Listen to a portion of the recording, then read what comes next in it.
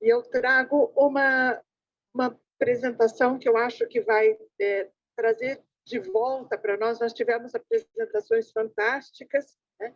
Bastante abrangentes, mas eu sempre me pergunto como o arquiteto, urbanista, paisagista responde a todos esses processos, problemas, visibilidades e invisibilidades que acontecem na cidade. Porque a gente, trabalhando com cidade, estamos sempre dialogando com todas as forças, a paisagem é não só o que a gente vê, mas o que acontece por trás também. Agora, nosso papel do arquiteto é projetar essas formas, projetar a forma do futuro, né? E, especialmente no Brasil, em que a gente tem dinâmicas urbanas muito mais rápidas, mais potentes, né? Mais ameaçadoras, né? Por assim dizer, a gente precisa responder, né? E o arquiteto, eu estava falando para o Vitor, o arquiteto, o urbanista que vai colocar, vai projetar isso, sempre vai errar. A gente parte do princípio que vai errar, não vai atender todo mundo, né? Sempre vai ter deficiências, mas a gente tem que ter a coragem de criar formas, né? E como que a gente faz essas formas? Então, ouvindo a todos, prestando atenção, né? Como já foi falado aqui, prestando muita atenção e usando das metodologias que já vêm para nós de muito tempo. Então, eu resgato aqui, vou fazer uma apresentação, apesar de ter uma porção de slides, né, vou passar rapidamente, mostrando principalmente como e para que servem essas ferramentas. Por que não sai?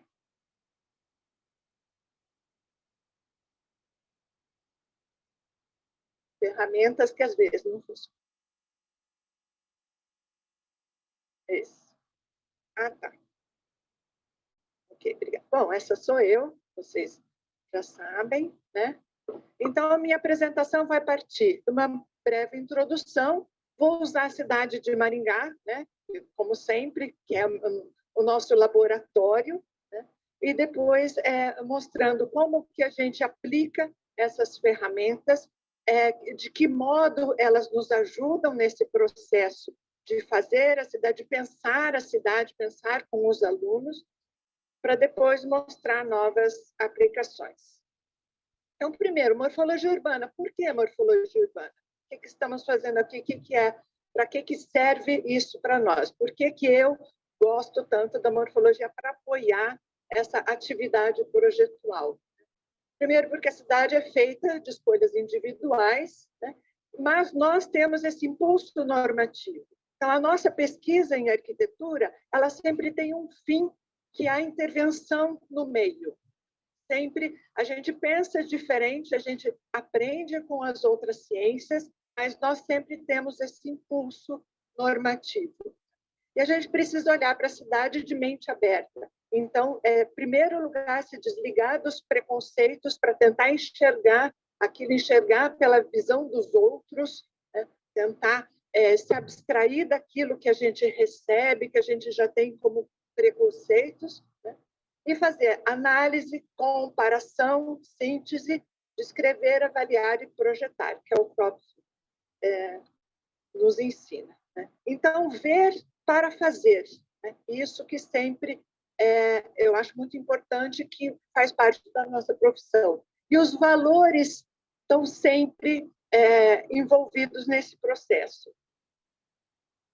Então, a morfologia urbana é uma linguagem descritiva do ambiente construído, consistente e rigorosa. Ela vai dar um meio da gente olhar, sistematizar e poder responder. Então, mostrando o nosso laboratório, a cidade de Maringá é uma cidade projetada, que usa aspectos formais da cidade jardim. Então, ela é uma cidade diferente da maior parte das cidades brasileiras, porque ela parte de um projeto, mas ela sofre esses processos, esses ciclos econômicos que aconteceram e continuam acontecendo no Brasil. Então, a gente tem muitas similaridades, além das diferenças.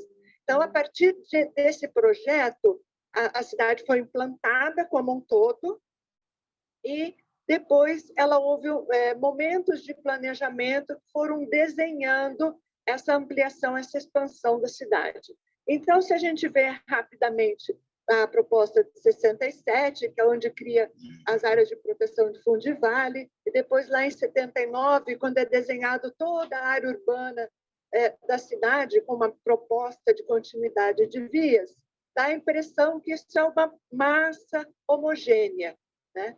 E com os fundos de vale cortando a cidade. Então, essa é uma situação mais ou menos atual, lá do início dos anos 2000, com esses verdinhos em 2 tons, nem tudo que está verde aqui é que está verde lá, né? Mas o que está verde é um espaço livre. Eu sempre acho que o espaço livre é aquele que tem potencial, nem que ele não esteja exercendo todas as suas funções, ele está lá esperando as ações de qualificação.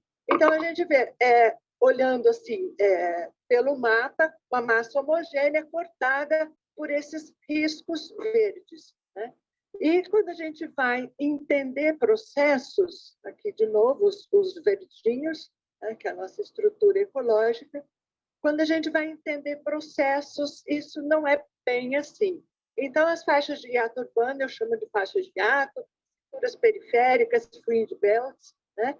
O que isso tem a ver conosco, com uma cidade nova, projetada no sul do Brasil, né? O que isso tem a ver com o momento que ele foi feito lá pelo Ponsen, né? Que ele escreveu em 1969, mas aplicou isso anteriormente.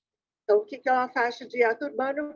É uma faixa de ocupação diferente, não quer dizer espaço livre, não quer dizer espaço florestado, mas é uma ocupação diferente, com usos diferentes, que conforme a cidade cresce, essas áreas residenciais pulam essas faixas e vai formando essas grandes cicatrizes, no bom sentido, porque isso não é ruim, né? Cicatriz boa, nessa malha urbana.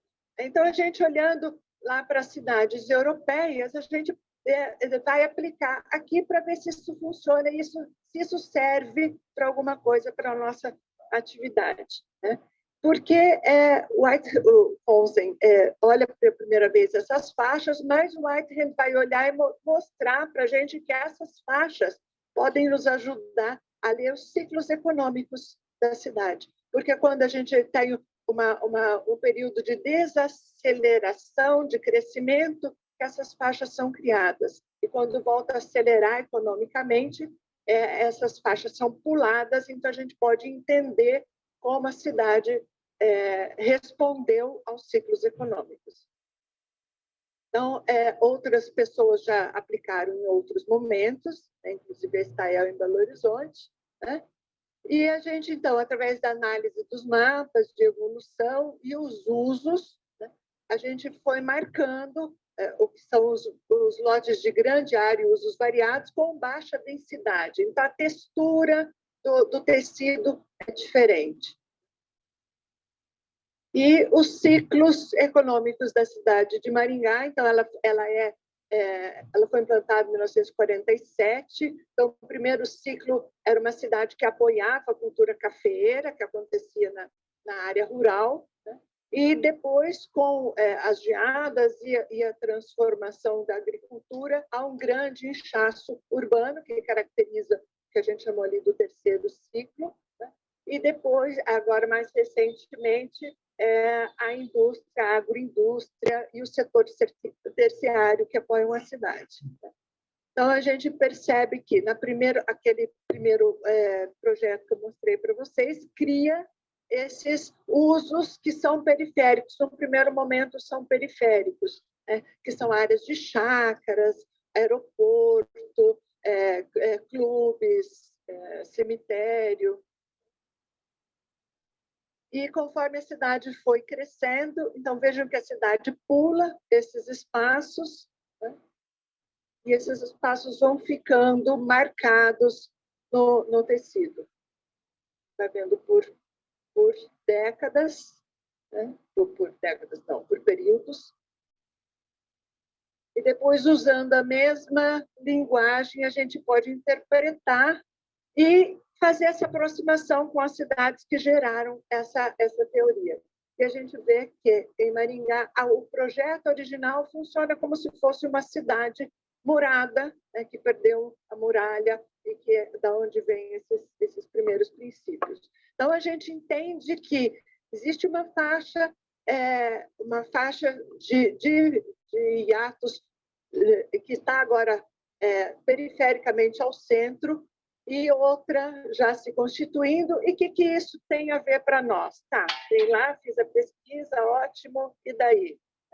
E daí a gente vai ver que, olhando aquela estrutura ecológica da cidade, a gente tem ligações ecológicas que são possíveis. Então, esses espaços, mesmo que não sejam todos públicos, né, eles podem possibilitar fluxos em direções complementares às áreas de fundo de vale, às áreas de floresta. Eles podem ser usados para trazer as atividades sociais mais perto da malha, mais densamente ocupada. Então, a gente faz essa relação com a importância da permanência desses espaços para novos usos e para fechar esse grande sistema da cidade.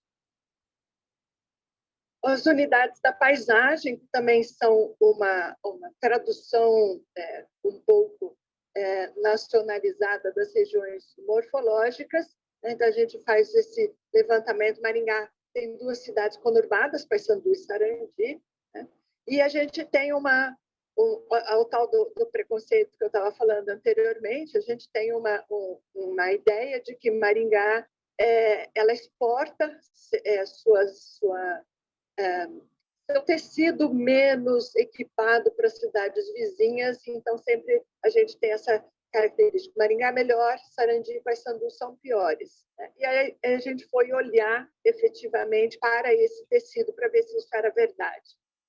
Então, essa avaliação das unidades aconteceu nos 3 municípios e a gente percebe que existe, sim, uma unidade melhor, de maior qualidade urbanística no centro de Maringá, mas que o restante é bastante homogêneo nas cidades em volta.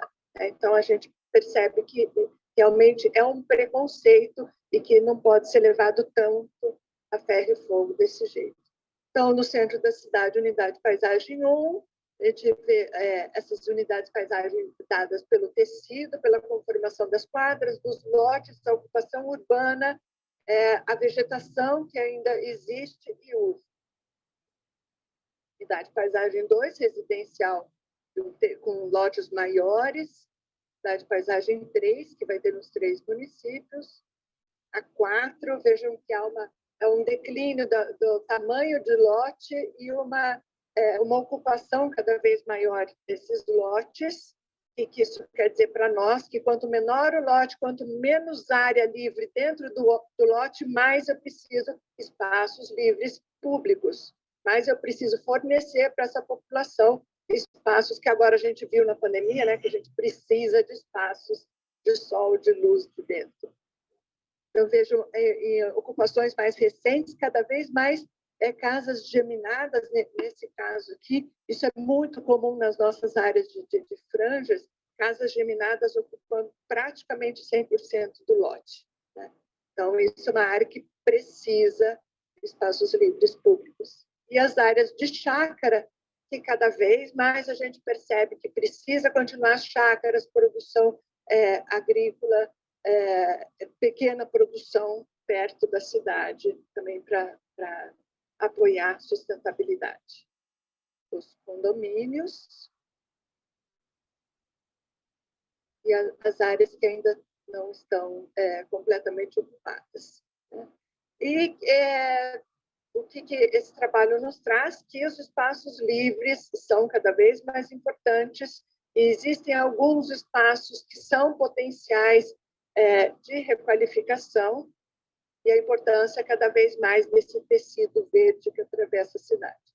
Análise tipo morfológica, que a gente vai aprender mais de perto com os italianos. Então, de novo, as 3 cidades foram selecionadas áreas que aparece esse tecido que aparece repetido em vários lugares da cidade, que é essa unidade 5 e unidade 6, né?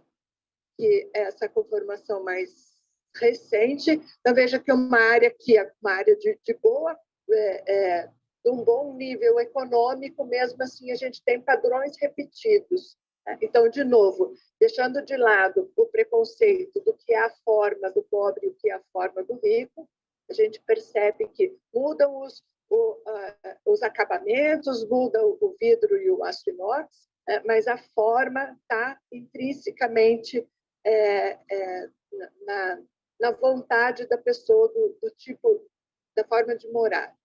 Então, a gente percebe que esse é o tipo básico que acontece nessas 3 cidades, que é a cidade a casa geminada, né, é grudada dos 2 lados, o telhado virado para sempre, e daí com variações de acabamentos.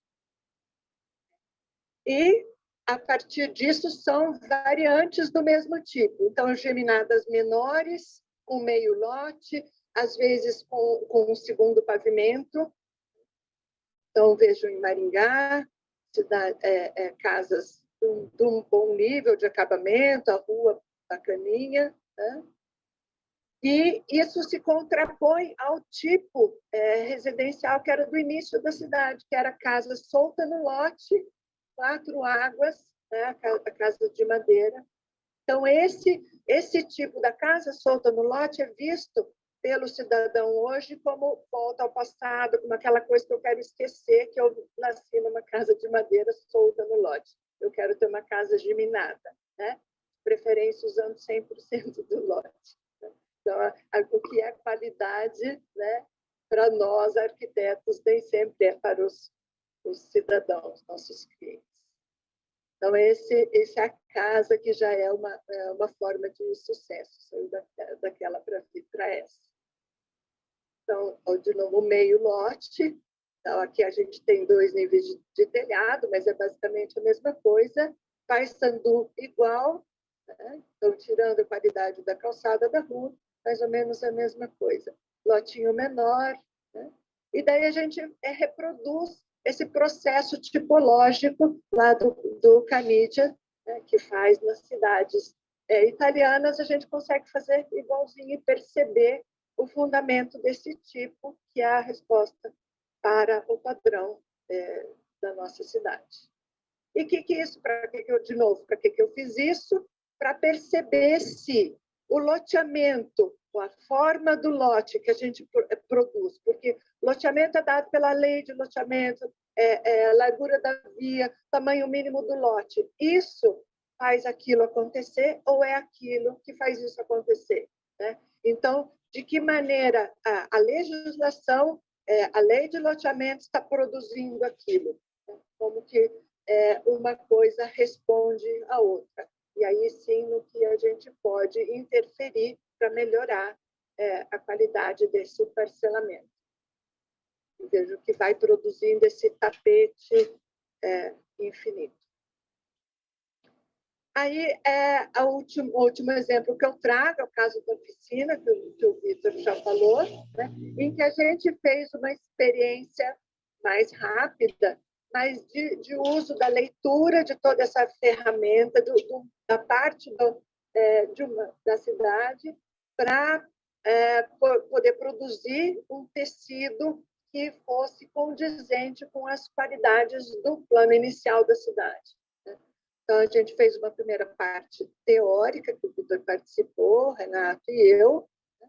A gente pegou um pedaço da cidade, um vazio urbano, né, que é a continuidade desse tecido homogêneo, né, mas junto ao fundo de vale, e foi entender e quais as qualidades e em que Maringá tinha uma forma de trabalhar com a topografia, com o desenho das ruas, que estava se perdendo nessas áreas de expansão. Então, fomos lá olhar, medir, ver visuais, né? Sentir o lote, voltando para fazer as sobreposições de mapas, né? desenhando, redesenhando, discutindo, vai e volta nesse processo. Todos foram equipes, todos com o mesmo terreno, né? E, a partir disso, foram desenhadas várias propostas diferentes, mas considerando a questão sistêmica dos espaços livres, a valorização do fundo de vale e essa forma, e dando possibilidade para essa preferência da forma de morar.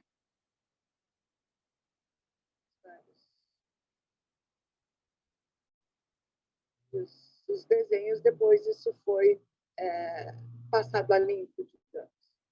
A gente teve respostas bastante interessantes e muito diversas daquilo que, como profissionais, eles vão conseguir fazer depois, como procurando a máxima rentabilidade do lote, né? Então, eu acho que a maneira que o professor tem de contaminando o mercado, ajudando, dando ferramenta para os futuros profissionais poderem argumentar com os seus contratantes. E a gente tem feito isso em outras cidades, então aqui são as responsáveis pelas novas cidades, estamos explorando novas cidades do Paraná, porque, como eu falei, Maringá tem uma situação diferente, até onde o Paraná é diferente, até onde existem realidades similares. Então, agora a gente está trabalhando com essas 3 cidades mais ao sul do Paraná, para a gente ter uma referência. Maringá está lá em cima, aqui em Curitiba, né? E Toledo, Guarapuava e São Mateus do Sul, cidades menores e com uma história diferente. Então, aqui a gente tem Toledo. Então, vejam que aquilo que aparece, isso já é o resultado das faixas de hiato, aquilo que aparece em Maringá bem fechadinho, né, quase como uma cidade murada, em Toledo, que é uma cidade da mesma idade de Maringá, praticamente, a gente tem já uma pulverização desses hiatos, ele não fecha, né, mostrando uma outra forma de crescimento da cidade. Aqui São Mateus do Sul, que é uma cidade muito mais antiga, que começa junto ao rio, com a cultura do mate, e depois vai ter uma transformação bastante forte com a exploração do xisto pela Petrobras. Também vai ter uma conformação de quase um arco aqui em cima e outros hiatos mais perdidos. E daí a gente compara as 3 cidades para entender como essa metodologia pode nos responder a esses desafios de cidades tão diferentes. E classificando esses hiatos. Então, é isso que eu queria mostrar da nossa... Vamos lá. O que eu trouxe uma prática, né, que a gente tem tentado trazer para a sala de aula, né, onde as questões da forma urbana, né, elas passam a ser trabalhadas, né, com os alunos, de tal forma que provoque neles percepções, reflexões sobre as cidades que nós temos. Então, é uma provocação para pensar em outros modelos de cidade, né? É claro que em outras disciplinas, né, eles vão entrar na questão dos agentes, né, e vão perceber que o trabalho do arquiteto urbanista não é sair desenhando e impondo desenhos, né? É assim que esses desenhos eles são dialogados, eles são pactuados com as pessoas. Mas um aluno da graduação ele precisa criar essa potencialidade de perceber o espaço, né, de perceber as diferentes dimensões desse espaço. E é com isso que a gente trabalha.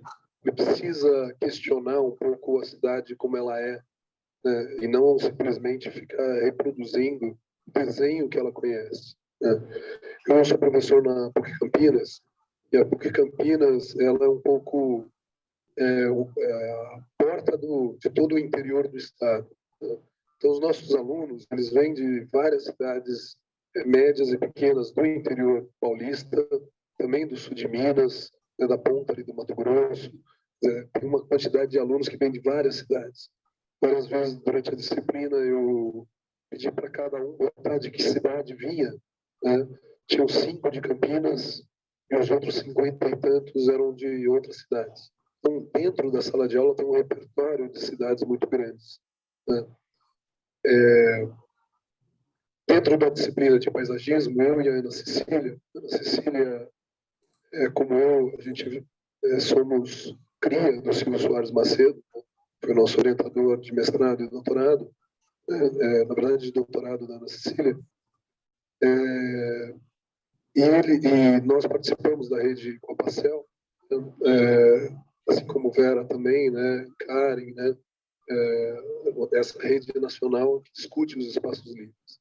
Dentro da disciplina de paisagismo, a gente tenta, então, começar a discutir a questão da forma urbana e dos espaços livres, né? E para isso a gente usa alguns conjuntos de desenhos que a gente provoca por meio de exercícios que o Silvio Soares Macedo costumava chamar de exercícios gramaticais. Gramaticais porque eles não são exatamente feitos na realidade. Né? Ele é uma simplificação muito grande da realidade, mas que tem um objetivo específico de fazer o aluno perceber um aspecto é necessário para o arquiteto projetar, né? Pensar espaços alternativos, soluções alternativas de cidade. Esse desenho era um esquema que a professora Miranda, logo na primeira aula dela, do primeiro ano da graduação lá da FAUSP, fazia no quadro negro para a gente, né? E fazia essa discussão. Ela dizia o seguinte: se essas três cidades representadas por esses 3 quadrados tivesse essa quantidade de espaços livres, o que difere é só a distribuição, a quantidade é a mesma. Né? Que ganhos, que perdas, quais os aspectos positivos e negativos que teria cada um deles. Acho que lá pela sessão eu precisaria de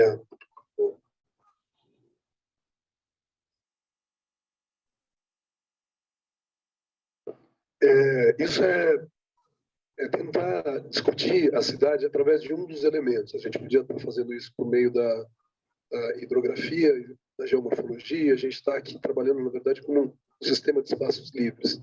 Como é que isso conforma, junto com os outros vários sistemas, essa cidade? Como é que pode conformar?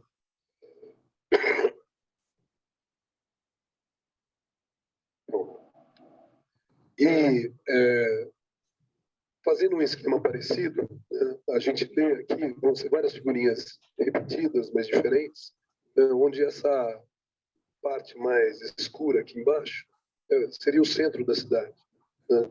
Onde essa área branca é um córrego, um rio, né? A área cinza é a matriz cinza, a área verde é a matriz verde. Como é que eu faço essas distribuições? Então, um grande parque, poucas áreas livres espalhadas por essa cidade. Veja, aqui não tem certo e errado, não tem bom ou ruim. Na verdade, tem características diferentes que a gente precisa perceber, né? E talvez oportunidades que a gente consiga perceber num lugar ou outro. Aqui, se a quantidade fosse a mesma, o desenho, as situações são completamente diferentes. É quase como o rio sendo um limite, enquanto na figura anterior, o rio, na verdade, tem que ser transposto aí de alguma forma, né? Mas eu posso pensar também conservando as áreas de nascente, conservando as APPs. Ninguém fique preocupado com as APPs, elas estão conservadas nesses desenhos, né? Mas como é que eu faço a distribuição disso? Na hora que eu pego essa grande área de parque e redistribuo pela cidade, né? Se nessa distribuição equitativa, eu não tenho que considerar as áreas mais densas, onde tem mais gente, eu preciso de mais áreas livres, onde tem menor densidade, eu preciso de menos. Então, esses critérios, que são critérios de desenho, vai mudar a forma da cidade. Né? A gente vai conversando paulatinamente com eles. Né? A questão do rio completamente envelopado, dos parques lineares, né, tão comuns hoje em dia, né? Eu acho que eu estou indo para trás. Ele completamente envelopado, né? Ou novamente eu vou pulverizando, né? Diminuindo essa área, ou começa a surgir um outro desenho que tenta ler aí as curvas, né? O relevo, a contribuição dessas áreas que vão desaguar lá no rio, né? Então, o que é mais interessante, né? Eu ter esses espaços recortados, eu ter esses espaços contínuos, né? São desenhos diferentes de cidade, né? São soluções distintas. Você começa a provocar o aluno, né, a pensar: as áreas permeáveis têm que estar lá embaixo, no fundo do vale, ou tem que estar na meia encosta, onde a percolação ela ainda é algo que ajuda, né, no processo de deságua, né, no processo de pensar a drenagem. O parque tem que ser único, eu tenho que ter também um sistema de parques, junto com o sistema de praças. E daí praças e parques têm diferentes razões de ser, né? E tudo isso influencia, vai mudando um pouco o desenho, né, que essa cidade, daí aqui é um pouco tudo ao mesmo tempo agora, né? A gente pensando em parques então ainda menores, ligados não ali ao longo do rio, mas ajudando nesse processo de drenagem, né, com um sistema de espaços livres. Esse conjunto, então, esse pensar o sistema de espaços livres é o que a Rede Compar vem fazendo, né? E na primeira pesquisa, que era uma pesquisa temática feita em São Paulo, que Campinas participou, a USP participou, a Faculdade de São Marcos participou na época, a Helena, né? A gente fez os primeiros desenhos de várias capitais, né, onde se tentava, então, identificar o que era um sistema de espaços livres. O Silvio dizia o seguinte, que não é que precisa criar um sistema de espaços livres. O sistema de espaços livres ele existe na cidade. A gente tem que tentar caracterizá-lo, né? E daí entender a forma urbana por meio dessa leitura do sistema. Né? De um tempo para cá, a gente vem fazendo um outro tipo de leitura, que o objeto de leitura não é mais o espaço livre em si, mas entender como é que as quadras urbanas, como é que os tipos edilícios eles vão se modificando ao longo da cidade, ao longo do tempo na cidade. Então, aqui são mapas onde mostram de 10 a 15 anos, dependendo do lugar, né, as transformações que de fato ocorreram, né? E isso é olhando para trás, olhando para os últimos 15 anos. A Ana Cecília vem fazendo agora uma pesquisa que ela está olhando para frente. O que está aprovado dentro das prefeituras? Né? E é interessante, porque a gente vê o que está por vir também. Lidar com isso como processo também ajuda um pouco o aluno a perceber que as coisas não são. Elas estão sempre em transformação. Né? E como essa forma da cidade ela está ligada. Tudo isso está ligado a diferentes tipologias de ocupação, tipos de ocupação que agora a gente começa a tentar caracterizá-los, né? Seja do ponto de vista morfológico do edifício, ou seja do ponto de vista tipológico do tipo de ocupação que é feita, né? Então, uma ocupação pela necessidade da população por falta de alternativa habitacional, uma ocupação que é em função do mercado imobiliário, né? Aonde e parte da cidade o mercado atua e qual a relação disso com os novos sistemas viários, né, os investimentos públicos, etc. Um pouco seguindo a linha que o Vilaça nos traz, né, no seu estudo lá da década de 80. Né? Mas a gente sempre vai estar trabalhando com os elementos morfológicos, né, que o Lamas nos coloca, José Garcia Lamas, né, que é a quadra, o lote, a fachada, arborização, o espaço livre, né? E é com esses elementos morfológicos da cidade que a gente pensa e repensa com eles os modelos de cidades que a gente conhece, né? Com ênfase aí no lote, inclusive, porque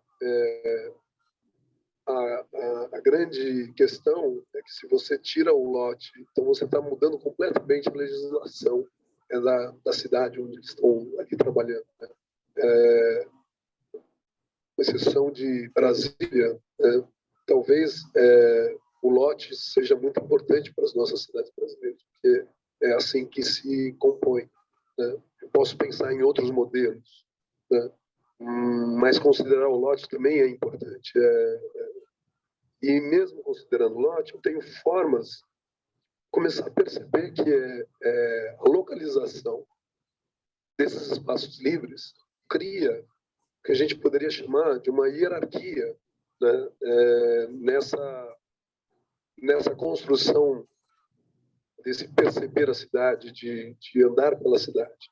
Aqui é uma representação de uma área com um centro, que é essa bola vermelha, onde estão espalhados alguns espaços livres. Se a gente for olhar com cuidado, né, a gente vai perceber que esses espaços eles têm diferentes papéis, né? O espaço verde ali o espaço livre ali no centro, ele é uma praça central, tem um caráter, talvez não seja nem verde, né? Talvez ele seja cinza, né?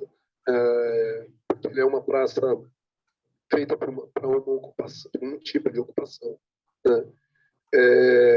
Se a gente for pegar os números 2 aí, reparem como são sempre localizados onde estão as principais vias do bairro. Então, são as praças que vão dar um caráter para esse bairro, né? E as praças de número 3 aqui são praças que estão enfurnadas ali, estão dentro, né, dos bairros. Percebe que tem caráter diferente de cada tipo, né? E isso a gente poderia chamar de uma hierarquia, poderia criar outras, né? Mas faz com que o aluno saia daquela percepção de praça, sei o que é.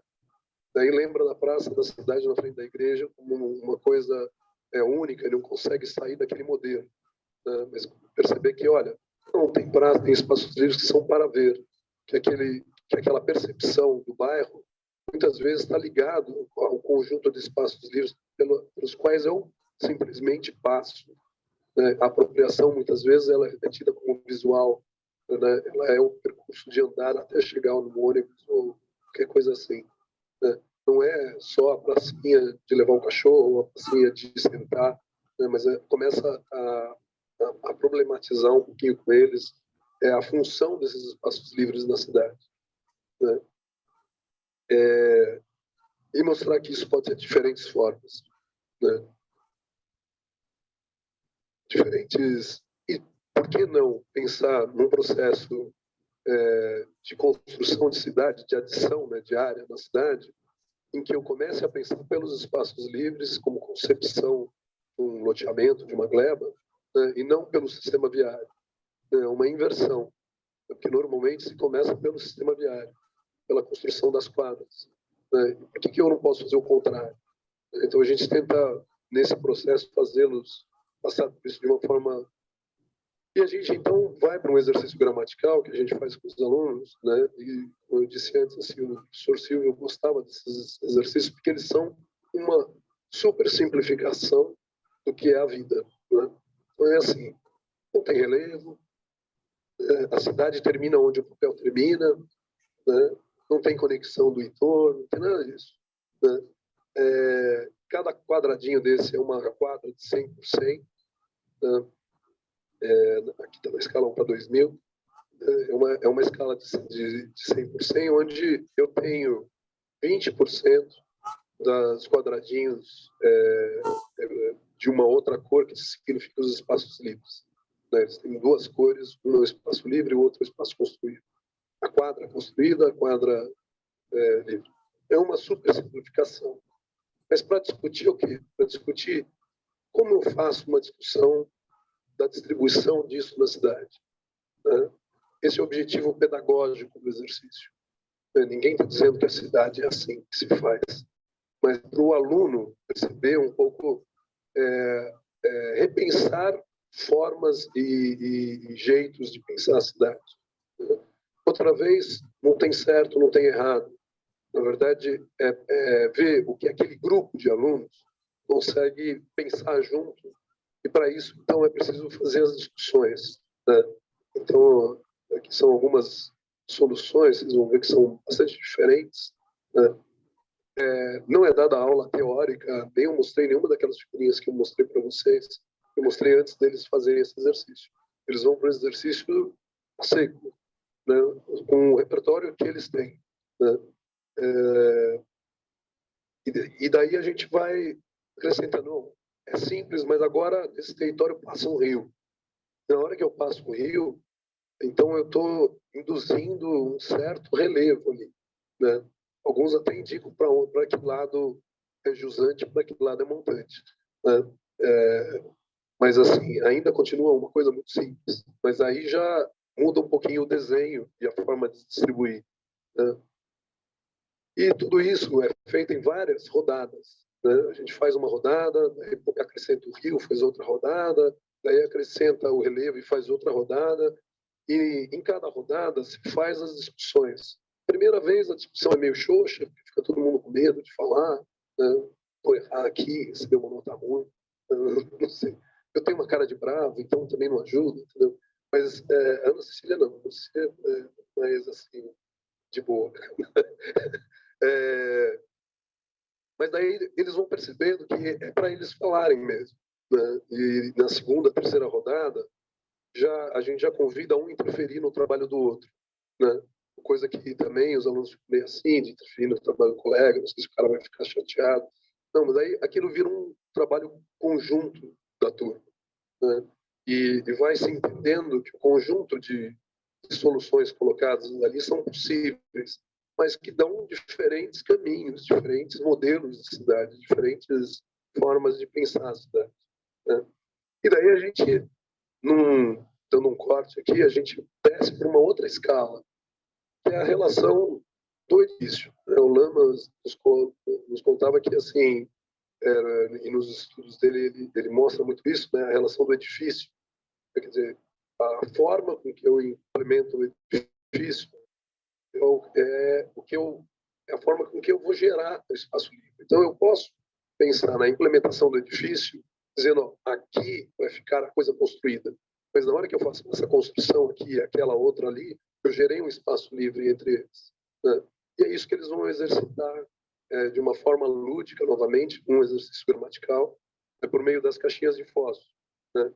Onde vem soluções onde o espaço livre ele é muito pouco diverso e a gente fica provocando eles, não tem certo, não tem errado, mas a busca da diversidade, né, de soluções é interessante do ponto de vista espacial. Um pouquinho que o Fred nos mostrava lá na apresentação dele, né, essa diversidade de lugares que não são mais homogêneos, né?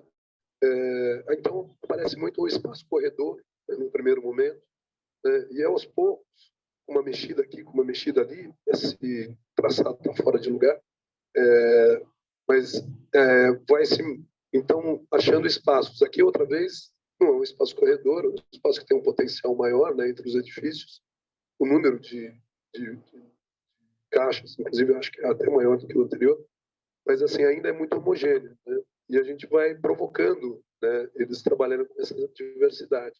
E vai surgindo, no conjunto das soluções que a classe apresenta, soluções muito distintas, usando a mesma densidade construtiva, usando o mesmo número de caixas e fósforos.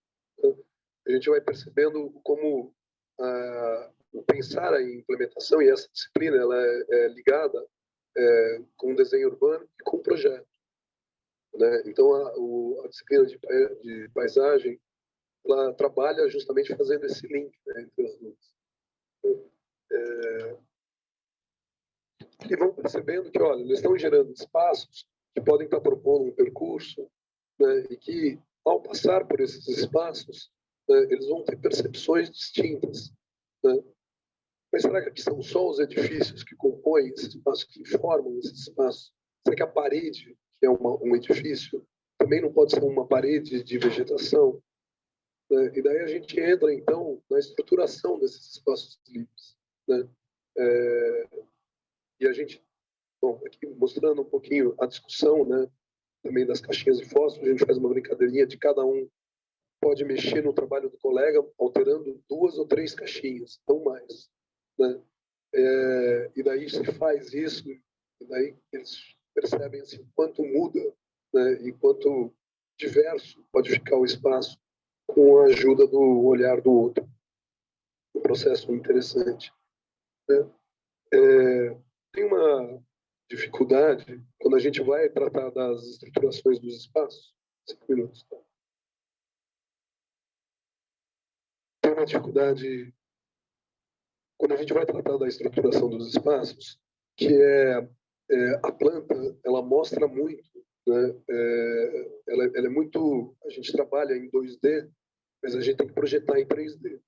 Né? E esse trabalho feito com o aluno também é importante, né? Porque ele é o cara que vai aprender a projetar.